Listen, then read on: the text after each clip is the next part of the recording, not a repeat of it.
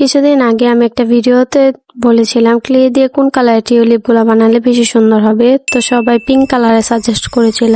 ক্লের মধ্যে পিঙ্ক কালারের ক্লে যেহেতু খুবই কম পরিমাণের হয়ে থাকে, তাই আমি একসাথে 2-3টা কালার মিক্স করে একটা পারফেক্ট পিঙ্ক কালার তৈরি করার চেষ্টা করতেছি।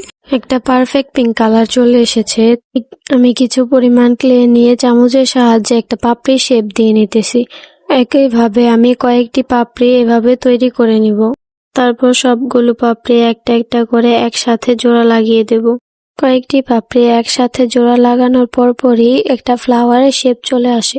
একটু অন্যরকম ভাবে আরেকটা ফ্লাওয়ার বানানো ট্রাই করলাম। একটা কাঠির মধ্যে কিছু ক্লে লাগিয়ে একটা একটা করে পাপড়ি অ্যাটাচ করে দিয়ে আরেকটা ফ্লাওয়ার তৈরি করে নিয়েছি।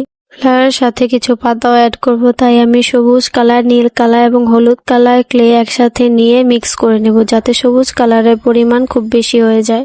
যেহেতু অনেকগুলো পাতা তৈরি করব, তাই অনেকটা পরিমাণে সবুজ ক্লে প্রয়োজন। তো আমাদের সবুজ কালারের ক্লে পুরো তৈরি।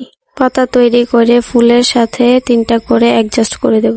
তো আমাদের সবগুলো ফ্লাওয়ার রেডি। বলেছিলাম টিউলিপ বানানোর চেষ্টা করো, বাট টিউলিপ না হলেও একটা ফ্লাওয়ার তো হয়েছে।